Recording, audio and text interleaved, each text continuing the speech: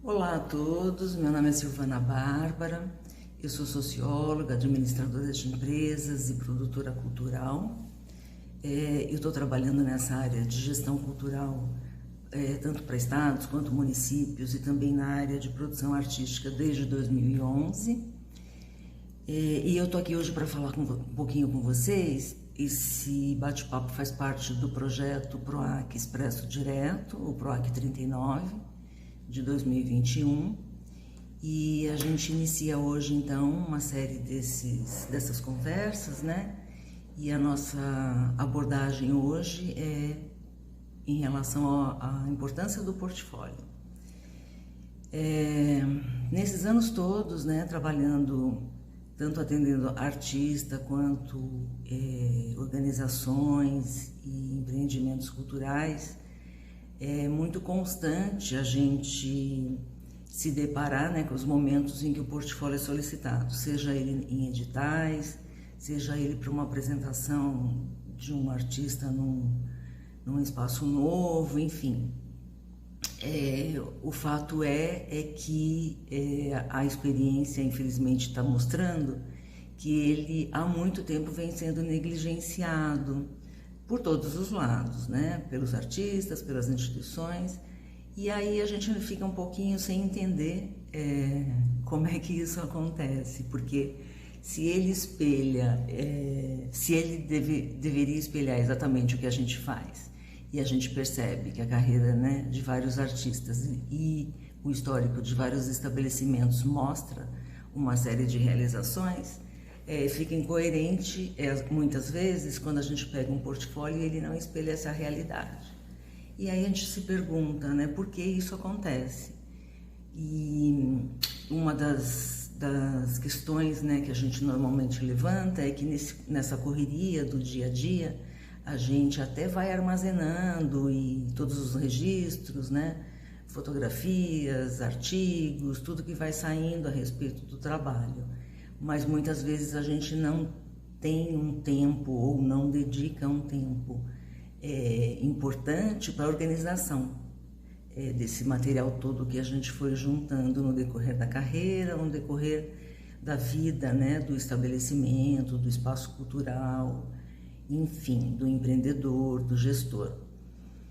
E aí, o que acontece quando a gente precisa é sempre aquela correria, e é muito comum que instituições, artistas, enfim, toda essa gama de pessoas e entidades que utilizam, né, precisarão utilizar desse instrumento, recaiam muitas vezes na entrega de um material insuficiente, não adequado, muito aquém de tudo aquilo que foi realizado no decorrer da sua carreira, no decorrer da sua existência.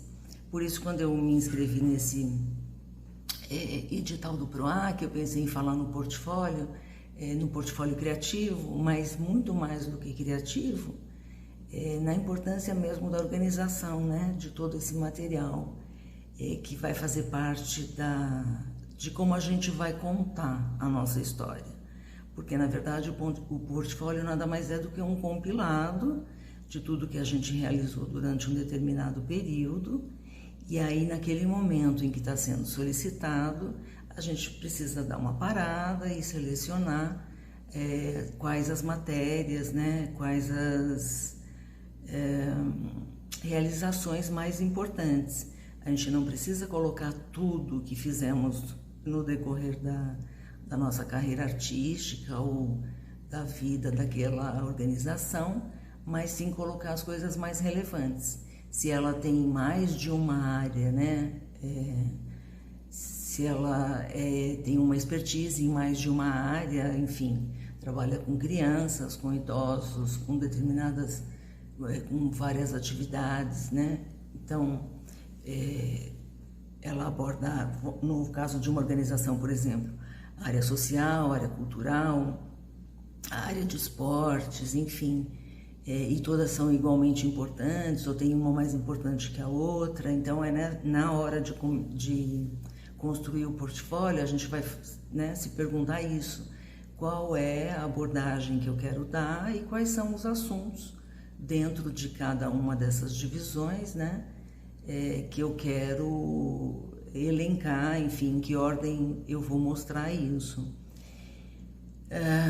A minha sugestão é sempre pensar, eu nem trouxe nenhum exemplo prático que a gente pudesse olhar, enfim, porque eu acho que a estética é importante sim, mas ela não é mais importante do que o conteúdo e a maneira como a gente organiza esse conteúdo. Então, nesse primeiro contato, nesse primeiro momento, eu optei por falar sobre isso, né? Sobre uma ordem de apresentação, uma sugestão, por exemplo, de iniciar com uma bio, um currículo, um breve currículo, né? Que fale sobre todas as nossas expertises, todas as áreas em que a instituição atua, por exemplo, muito menos em forma daquele currículo tradicional, em que a gente tem uma narrativa, né, e vai descrevendo todas essas coisas, mas aí já entrando nesse lado criativo, uma sugestão seria, por exemplo, fazer uma linha do tempo em forma de gráficos, esquemas, e aí sim relacionando essas realizações.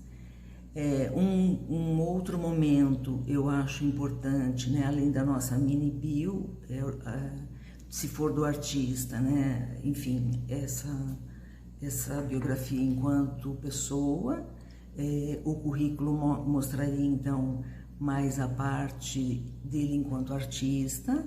Se for uma organização, as coisas meio que se misturam, mas também tem, né, essa coisa da biografia como por que existo, né, porque eu fui concebido, né, enfim, o que é que me trouxe ao mundo, né, no caso de uma organização, e aí o currículo seria a sua trajetória, né.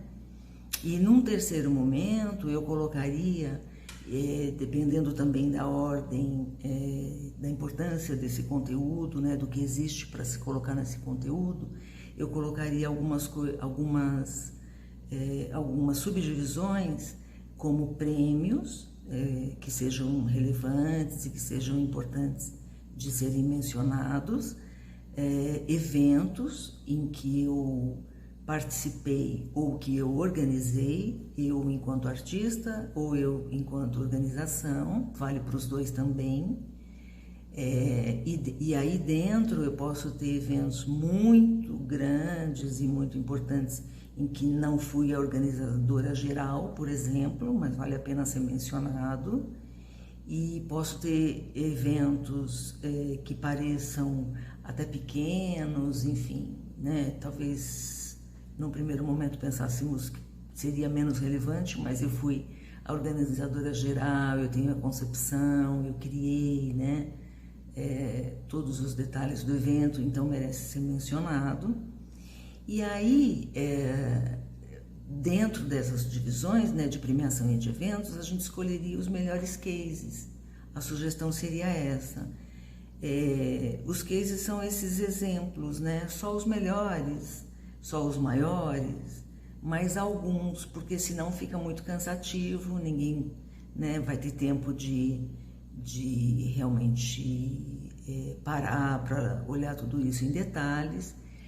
Mas uma vez escolhidos, eu acho que uma coisa bem legal da gente pensar é de mencionar, né, para muito além da gente mencionar, da gente elencar esses cases através de fotos ou através de vídeos, seria a gente preparar um texto para cada um deles, um pequeno texto, né, mas que colocasse todas as informações relevantes, o contexto em que ele aconteceu, qual foi a minha participação efetivamente, eu fui a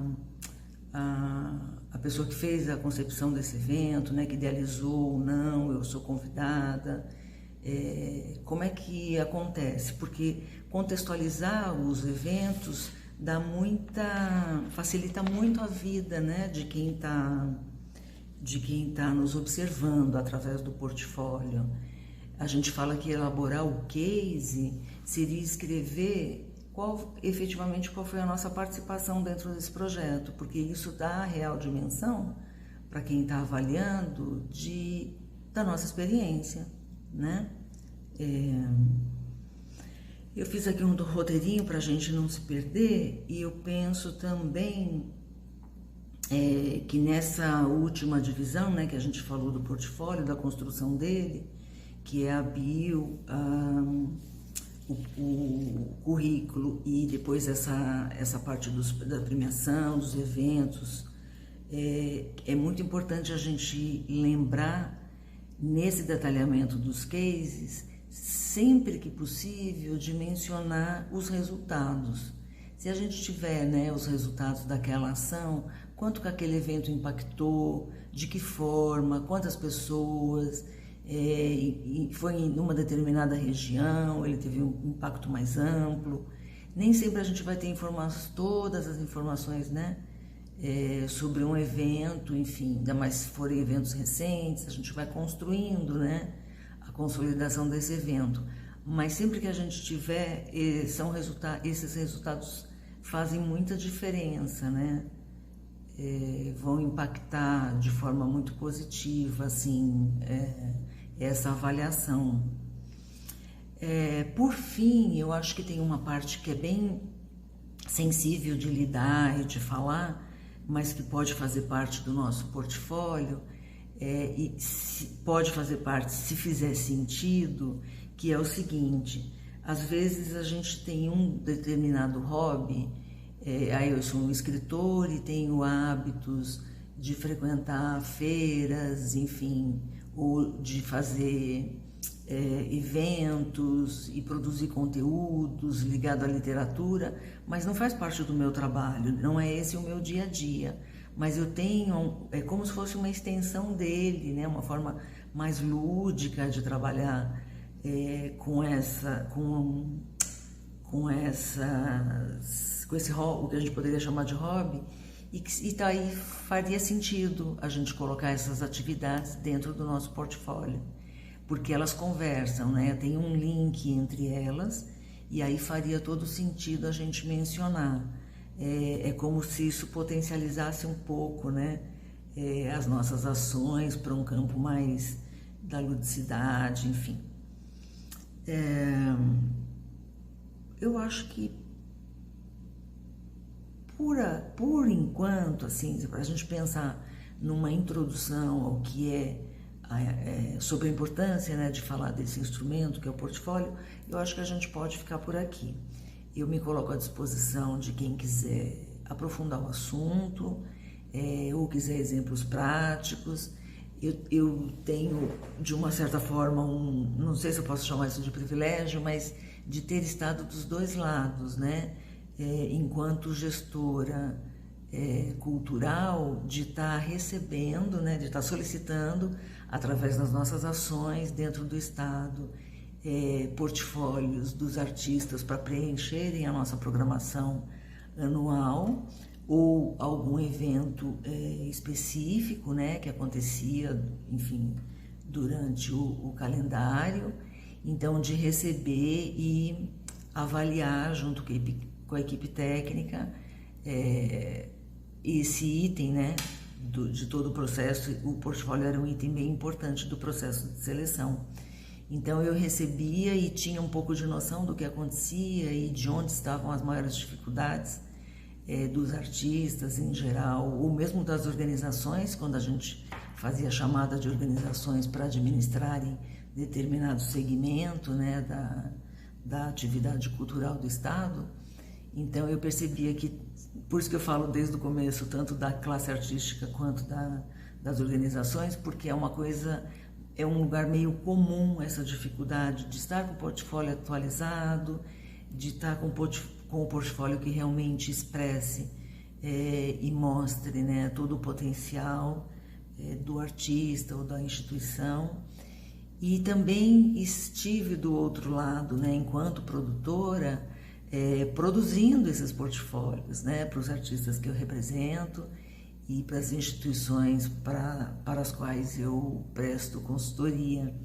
Então, não raro, na hora de produzir essa peça, né, era muito comum, ainda é muito comum, eu me deparar com muitos artistas que não se deram conta dessa importância ou não tiveram o cuidado, não negligenciaram, mas por falta de informação mesmo, o artista não é um especialista, não é um produtor, por não ter sido alertado, enfim. Então, muita coisa se perde quando a gente pega artistas mais veteranos, tal, as mídias eram outras, né?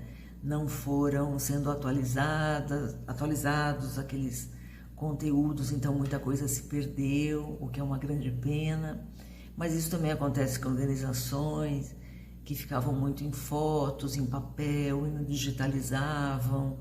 Recentemente eu terminei o trabalho com uma dessas organizações que tem um conteúdo riquíssimo, mas que muita coisa se perdeu justamente porque estava no papel e não estava ainda digitalizado. Então, fica uma dica, né, um alerta e uma porta aberta, porque a gente está no momento, a gente está finalizando 22, né, entrando em 2023 com uma perspectiva muito boa para a cultura, um aporte de recursos, né, com transferência direta do governo federal através das leis emergenciais Paulo Gustavo e da Aldir Blanc, que passa a ser uma lei efetiva de aportes, né, de valores altos de recursos para todos os municípios, então para todos os artistas, justamente para atingir, né, toda a cadeia produtiva da cultura, não só os artistas que são, né, que chegam sempre na frente, mas todo o pessoal que trabalha nesse backstage, enfim, de todas as áreas, né, cinegrafistas, produtores de áudio, enfim. Então tudo isso está chegando com muita força, 23 já começa começando, fervendo mesmo, né, enfim. Então, com perspectivas muito legais e muito ainda no início do ano, essa palavra portfólio vai estar no inconsciente de todo mundo, porque os editais vão pedir. Então, uma coisa que eu acho que é bem importante, que eu me lembrei agora de uma das instituições para quem eu fiz um trabalho em 2020, é que ela pensava, eu acho que pode ser um lugar comum, né? Por isso vale a pena mencionar, que o portfólio poderia ser, por exemplo, um dos itens, né, do processo seletivo, além de todas aquelas certidões, e me fala do seu projeto, qual é o objetivo, enfim. Ela pensava que nessa hora de mostrar o portfólio, poderia ser um PDF com os links, com vários links de projetos que ela desenvolveu durante o tempo da existência dela e que ela conseguiu recolher, né, através da internet e em alguns dos veículos que fizeram essa divulgação. O que eu acho, enquanto avaliadora de projetos, inclusive, é que, na medida do possível, vamos abandonar essa ideia, porque é muito difícil para quem está... Imagina um estado do tamanho do nosso, né? O tamanho do estado de São Paulo. Aí tem uma equipe de avaliadores, né, para cada PROAC que é lançado. E existem anos, como eu imagino que será o próximo, em que além do PROAC normal, a gente vai ter, então, a Paulo Gustavo. Muitos editais. Várias equipes para avaliar os projetos. Mas você imagina cada projeto que está sendo analisado, se a pessoa tiver que abrir link por link para ter uma visualização geral, né, do que é a vida daquele artista ou do que é o histórico daquela entidade, vai ficar muito difícil. Eu digo que o avaliador não tem esse tempo, ele não vai conseguir abrir e você pode ser prejudicado, né? Nesse item, você pode ter uma nota inferior por não permitir que de uma maneira muito fácil e direta, ele tenha minimamente uma visão do seu trabalho.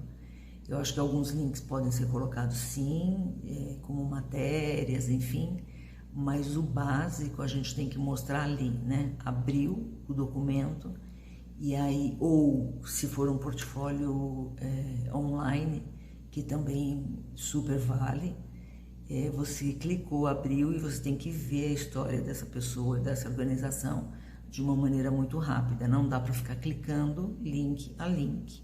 Então, não cogite, né? Não pense na possibilidade de se entregar um portfólio assim, né? Um documento de PDF com vários links. Você não vai ser avaliado de uma maneira que eventualmente sua instituição merece, porque realizou de fato, ou enquanto artista que diga, né, que corresponda à realidade da sua potencialidade. Bom, o meu canal é esse, né, que você está acessando através desse bate-papo. Eu me coloco à disposição através dos recadinhos que você queira deixar ali. A gente também pode entrar em contato por WhatsApp ou por e-mail. Eu fico à disposição. Obrigada pela atenção e tenham todos um bom dia.